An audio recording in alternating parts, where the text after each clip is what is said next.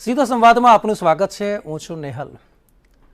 બ્રાહ્મણ, ક્ષત્રિય, જુદા જુદા સમાજની જ્યારે આપણે વાત કરીએ છીએ ત્યારે એક બાબતને આપણે હંમેશા યાદ રાખીએ છીએ કે બધાને, સૌને સાથે મળીને સાથે વિકાસ થાય એની આપણે ક્યાંક કાળજી લેવાની છે।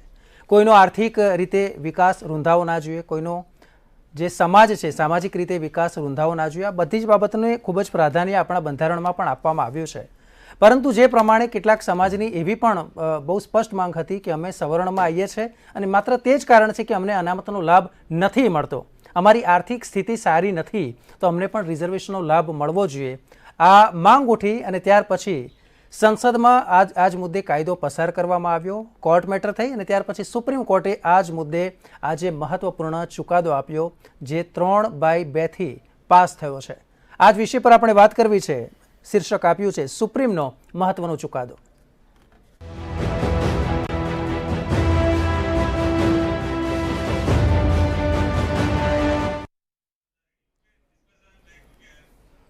તો આ જ વિષય પર આપણે ચર્ચા કરવી છે। ચર્ચામાં ભાગ લેવા માટે આપણી સાથે હાર્દિક પટેલ, નેતા ભાજપ, જોડાયા છે। હાર્દિક, આપનું ખૂબ ખૂબ સ્વાગત છે। એડવોકેટ બાબુભાઈ માંગુકિયા આપણી સાથે જોડાયા છે, નેતા કોંગ્રેસ। બાબુભાઈ, આપનું પણ ખૂબ ખૂબ સ્વાગત છે। રૂઝાન ખંભાતા, સામાજિક કાર્યકર, આપણી સાથે છે। આદિત્ય ભટ્ટ, એડવોકેટ, ગુજરાત હાઈકોર્ટ, પણ આપણી સાથે છે। આ બંનેનું ખૂબ ખૂબ સ્વાગત છે। Praful Trivedi sir, associate editor, મંતવ્ય ન્યૂઝ, આપનું પણ સ્વાગત છે સર। પ્રફુલ સર, સૌથી પહેલા આપની પાસે આવવા માંગીશ। ઇકોનોમિકલી વીકર સેક્શન એની જ્યારે વાત કરીએ છીએ અને એ સેક્શનને ખાસ ધ્યાનમાં રાખીને આજે ચુકાદો જાહેર કરવામાં આવ્યો છે, સુપ્રીમ કોર્ટે જાહેર કર્યો છે, કઈ રીતે જુઓ છો? આપની પ્રતિક્રિયા સૌપ્રથમ।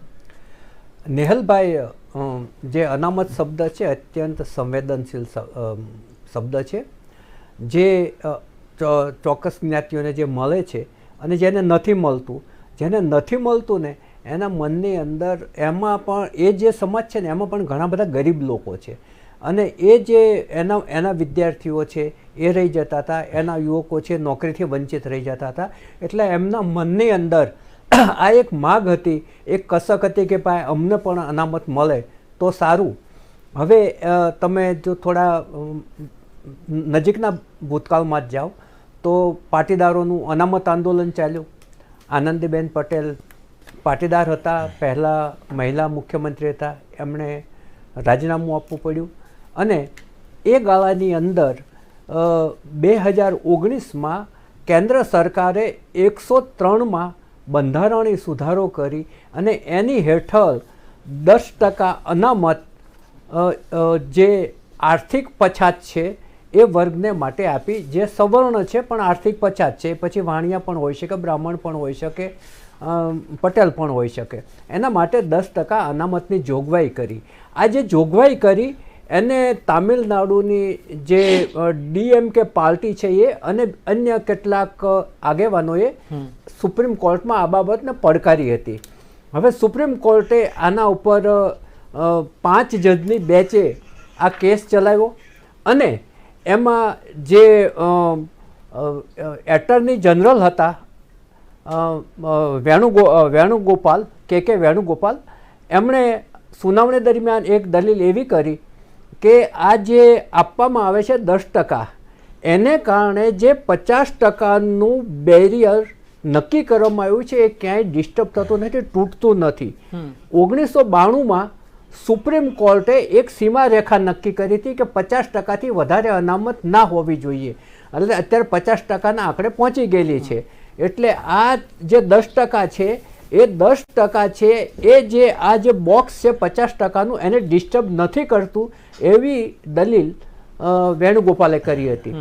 જ્યારે સામે પક્ષે પણ આત્યંતિક દલીલો પણ થઈ હતી।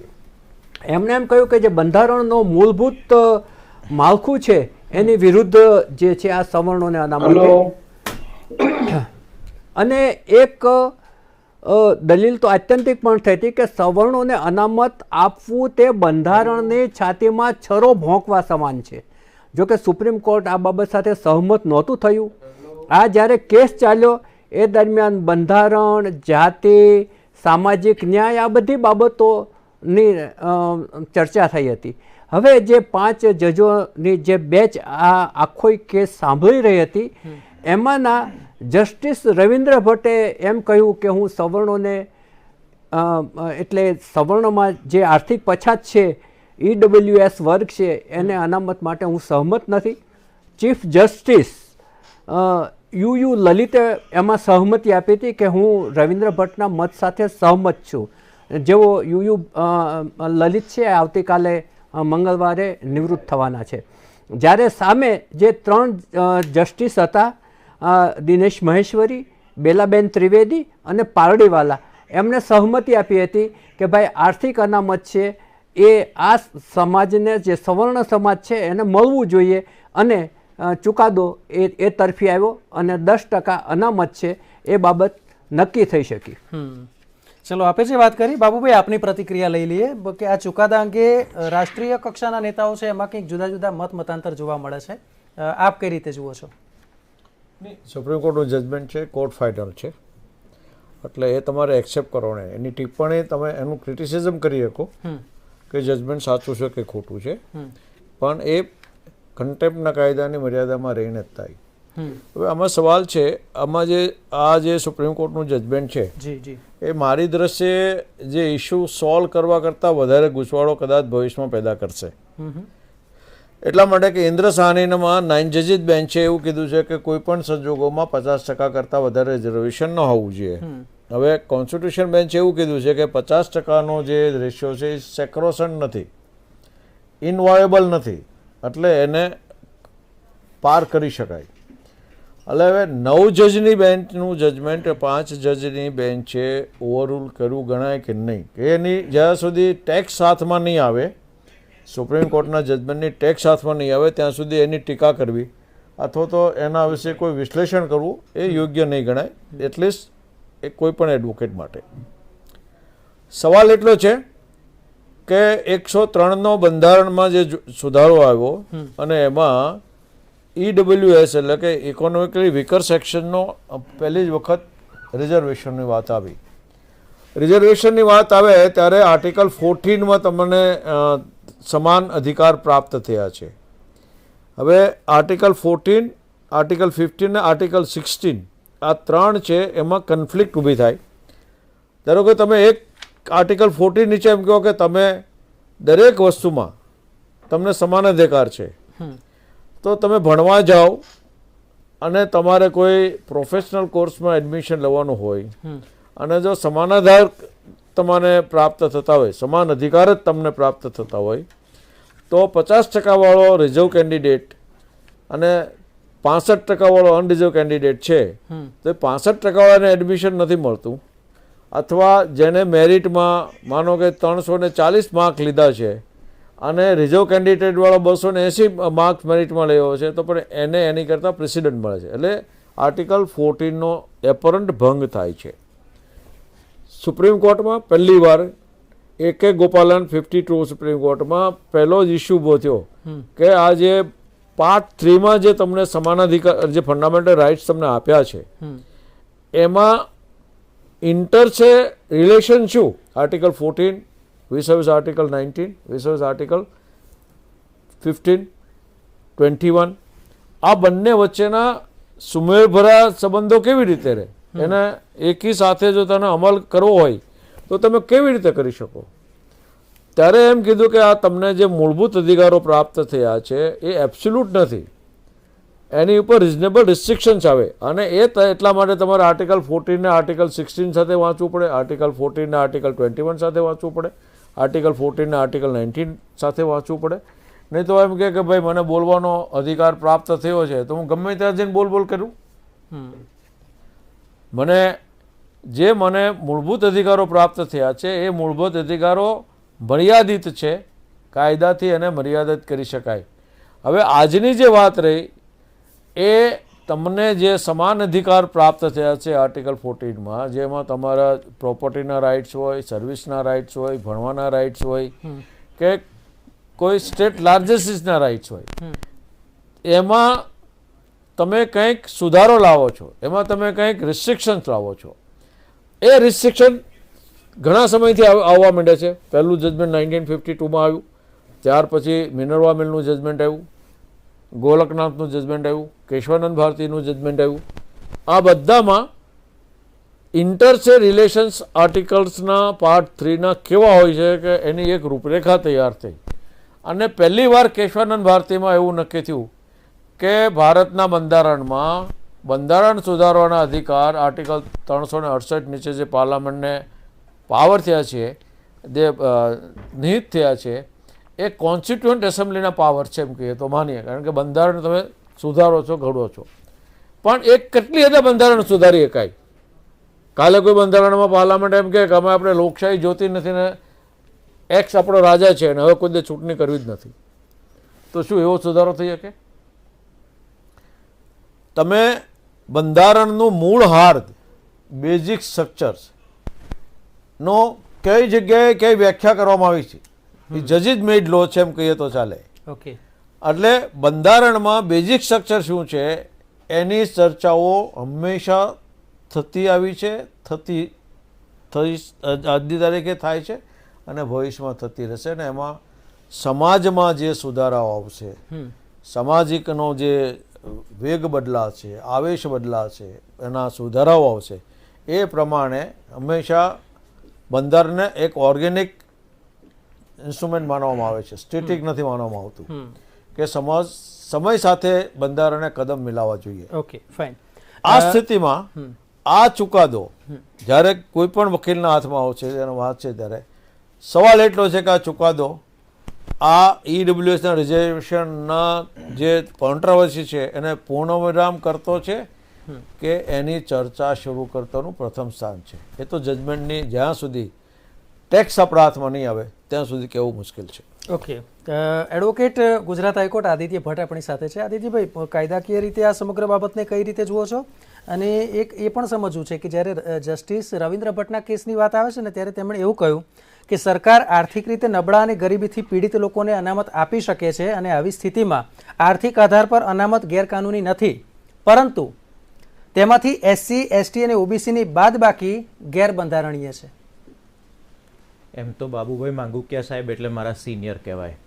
એમણે જેટલું કીધું એ બધું પહેલાં તો મારે અડોપ્ટ કરવું પડે, કારણ કે કાયદાકીય જેટલી અન્ડરસ્ટેન્ડિંગ એમણે આપી એ એમના વિશાળ અનુભવના આધારે આપી છે. એટલે એમની જે વાત છે એને હું આગળ લઈ જઈ શકીશ, પણ એમાં કોઈ કોન્ટ્રાડિક્શનને અવકાશ નથી.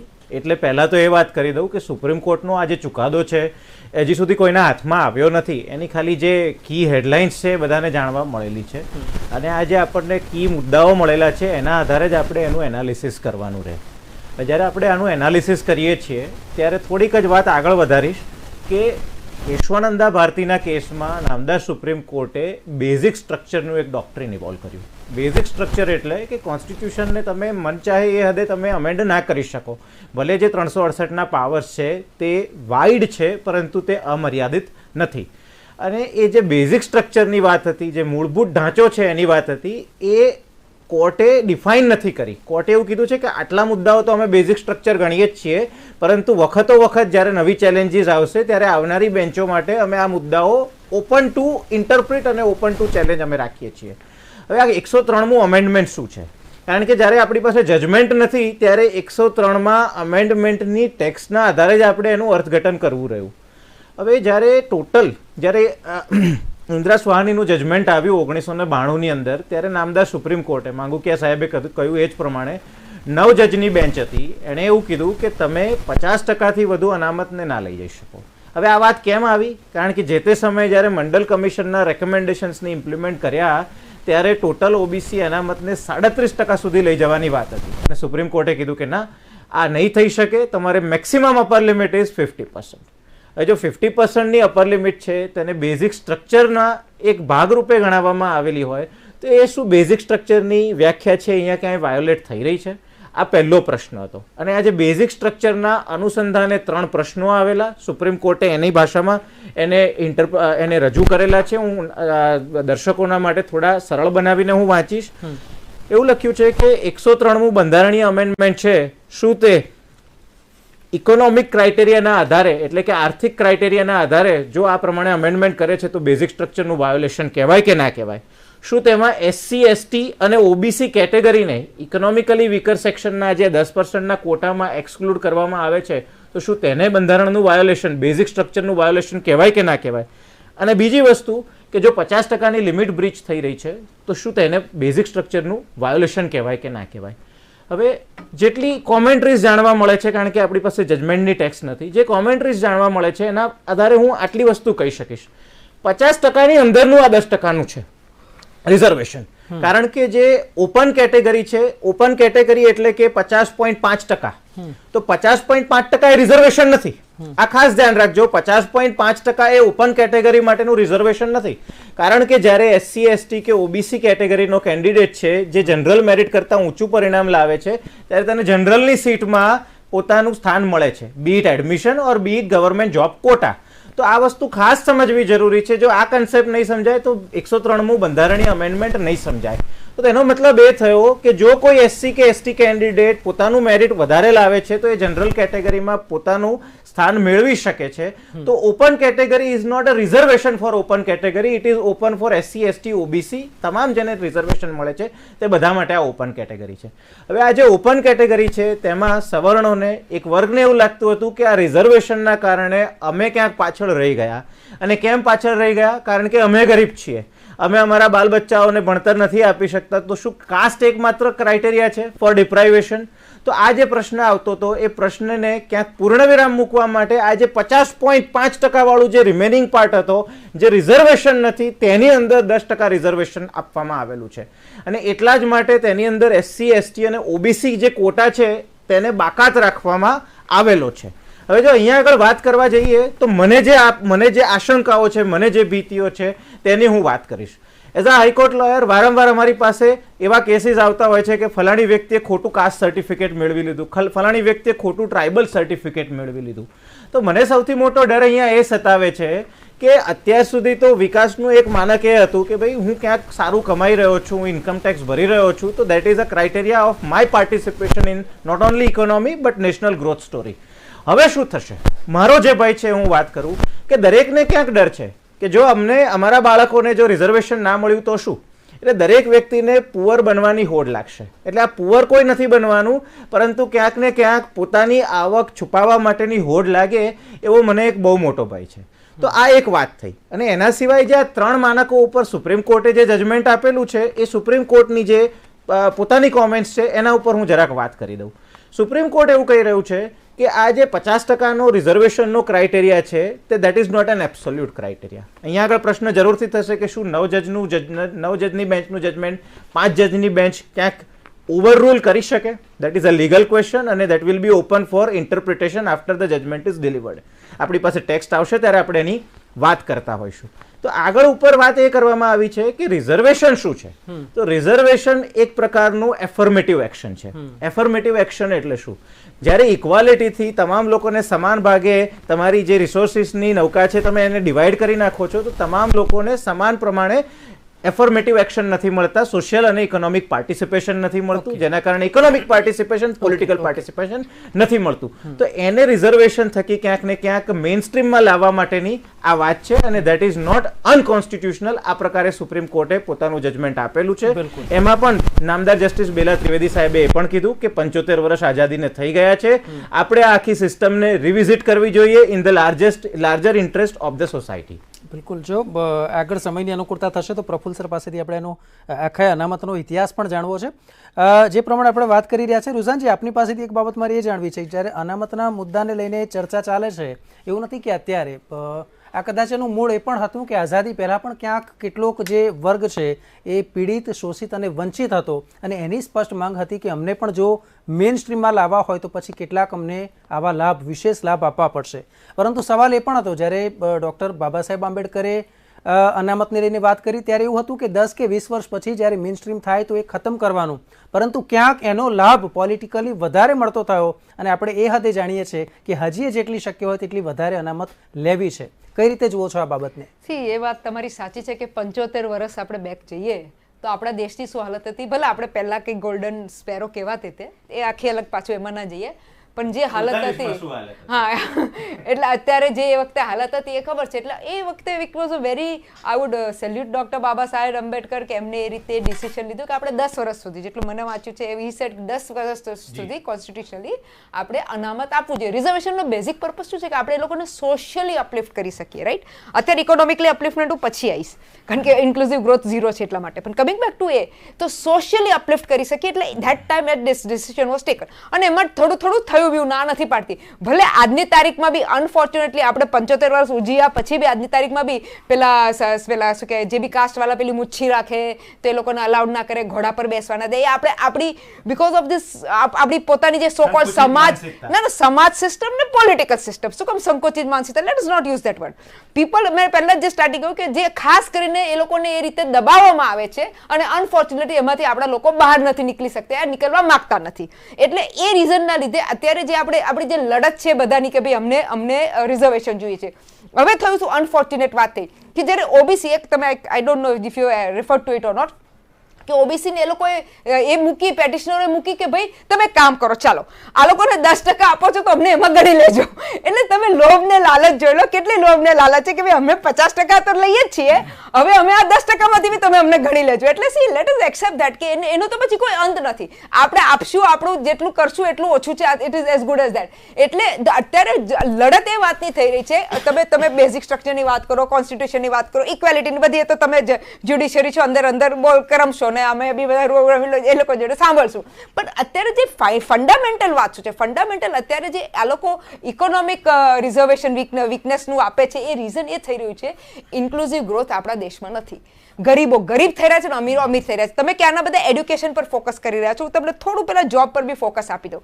અનફોર્ચ્યુનેટલી વાત શું થઈ રહી છે કે જે જોબ મળી રહી છે, તમે ગવર્મેન્ટમાં જુઓ છો કઈ રીતે આપણી હાલત છે કે જોબની ને કેટલા મેરિટને મળે છે ને કેટલા મેરિટને નથી મળતી. તમે પછી ભણવામાં બી જુઓ તો મને યાદ છે અમે જ્યારે ભણીને MBA માટે એપ્લાય કરતા હતા ત્યારે કેવા લોકો, આપણાથી વધારે ના બોલાય પણ હાયર માર્કવાળાઓને MBAમાં ના મળે ને બીજા બધાને મળી જાય. એટલે તમે સમજી શકો છો કે આવા આપણે દેશની હાલત છે. તમે મેડિકલમાં બી અત્યારે જોઈ રહ્યા છો શું આપણા કોવિડ વખતે તો હજી આપણું આખું હેલ્થનું ઇન્ફ્રાસ્ટ્રક્ચર એક્સપોઝ થઈ ગયું. ઘણા બીજા રીઝન્સ હતા એક્સપોઝ થવાના, પણ જોડે આ બી એક રીઝન હતું ખરા, ઇમ્પોર્ટન્ટ રીઝન.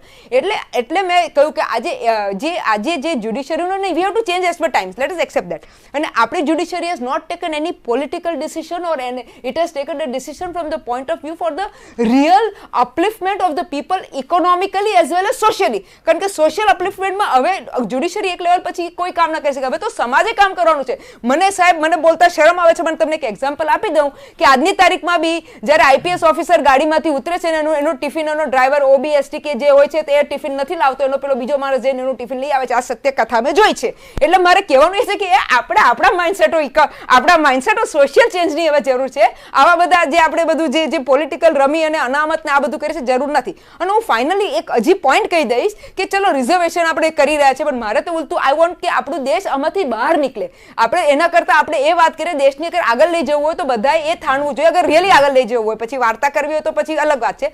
તો આપણે એ થાણવું જોઈએ કે આપણે રિઝર્વેશન નહીં અને આપણે એ રીતે આપણા છોકરાઓને ભણાવીએ. હા, ફાઇનલ સ્કોલરશિપ એ બધી જરૂરી છે, હું ના નથી પાડતી, કારણ કે બિચારા ગરીબ છોકરાઓ નથી ભણી શકતા, આઈ એગ્રી વિથ ધેમ. પણ એ માટે આપણે સ્કોલરશિપ ને એ પર ફોકસ કરીએ ને, રિઝર્વેશન પર આપણે કેમ ફોકસ કરીએ છીએ? કારણ કે મેં જોયું છું ને મને તો બચપનથી શીખવાડ્યું છે કે જેને ભણવું હશે એ એક સ્ટ્રીટ લાઇટમાં બી ભણી લેશે, અને જેને નથી ભણવું એને તમે એસી રૂમ આપશો, મોંઘા ટ્યુશનો કરો છો તોય નહીં ભણે. ને એવા મેં છોકરાઓ જોયા છે, દીકરીઓ જોઈ છે, દીકરાઓ જોયા છે જે લોકો સ્ટ્રીટ લાઇટમાં ભણીને મોટા ઓફિસરો બન્યા છે ને મોટા આપણા મહેનત કરીને ઓલિમ્પિકના મેડલો બી લાયા છે. એટલે મારો મતલબ એ થઈ રહ્યો છે સાહેબ કે આપણા દેશે આ લેવલ પર લઈ જવાની વાત છે. બાકી આ બધું રમવાથી આપણો દેશ આગળ નહીં આવે. જી ચલો ફાઇન. પ્રફુલ્લ સર, જ્યારે આપણે અનામતની વાત કરીએ છીએ ને ઇતિહાસમાં ટોક્યું કરવું છે કે શરૂઆત ક્યારથી થઈ હતી ને ત્યારથી કયો મુદ્દો હતો કે જેને લઈને અનામતના મુદ્દાએ વેગ પકડ્યો? કારણ કે સામાજિક અનામતની વાત આવી અને તેવી જ રીતે હવે આર્થિક અનામતનો મુદ્દો છે તે એટલો જ ગંભીર રહ્યો છે.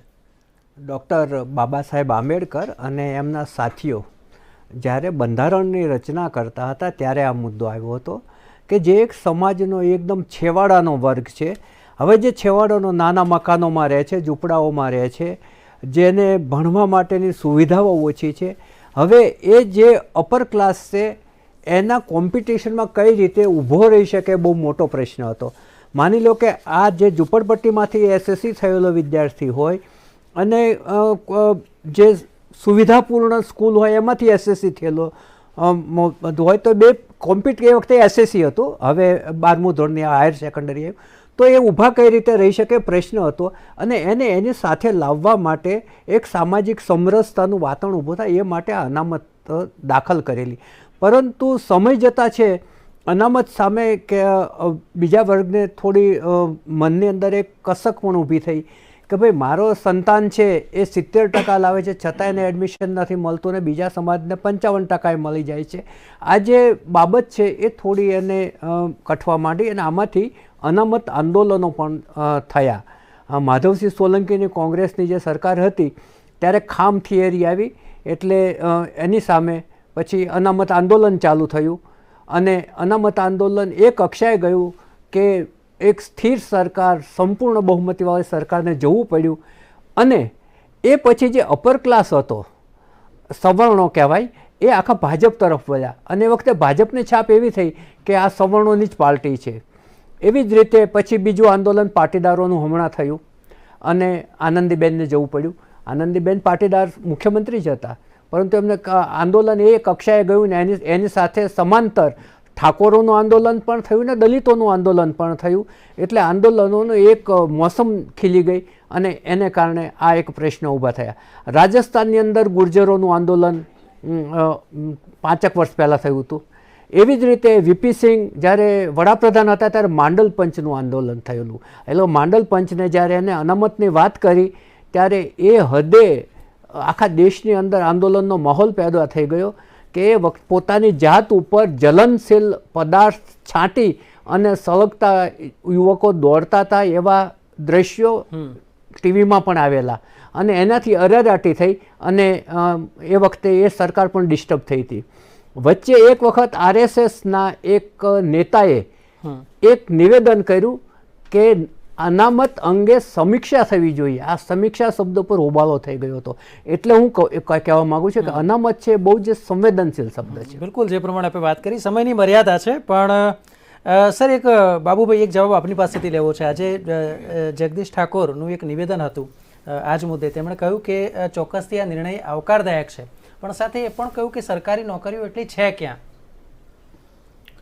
એ કાયદાની દ્રષ્ટિએ અને સત્ય હકીકતો જે તેની સ્થિતિ છે. ધારો કે જે રીતે હમણાં છેલ્લા 20 વર્ષથી 15 વર્ષથી જે ટ્રેન્ડ આવ્યો છે તેમાં સરકારી નોકરીઓમાં જગ્યાઓ ભરાતી નથી અને નહીં ભરાવાનું કારણ એકમાત્ર છે કે જે રેવન્યુ એક્સપેન્સીસ છે એ સરકારનો દિવસે ને દિવસે વધતો જાય છે અને સ્ટેટની જે ઇન્કમ છે એનો મોટો ભાગ 80%, 85%, 90% ભાગ છે એ રેવન્યુ એક્સપેન્ડિચરમાં જતો રહે છે.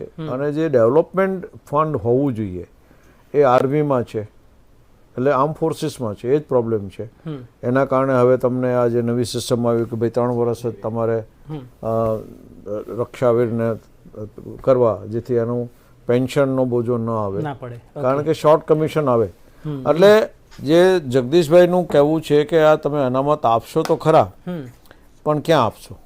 બિલકુલ, હા, એટલે આપશો પણ એનો લાભ કોને મળશે એ સૌથી મોટો સવાલ છે. આપશો પણ ક્યાં આપશો? આપશો એટલે ક્યાં આપશો? એમ તમે જો ભરતી જ નથી કરતા, જી બરાબર, એટલે જો ભરતી જ નહીં થાય તો પછી લાભ કોને મળશે? સૌથી મોટો પ્રશ્ન એ ક્યાંક વાત આવી છે. સમયની મર્યાદા છે એટલે આપણે અહીંયા ચર્ચાને ટૂંકાવીએ છીએ, પણ જે પ્રમાણે આપ સૌ મારે ત્યાં જમવા આવતો ને ત્યારે ત્યાં જમતો નહીં, આવી ખંભાતા, આદિત્ય ભટ્ટ, પ્રફુલ ત્રિવેદી સર, આપ સૌનો ચર્ચામાં ભાગ લેવા બદલ ખૂબ ખૂબ આભાર. તો સીધો સંવાદમાં અત્યારે બસ આટલું જ. મને આપશો રજા. નમસ્કાર.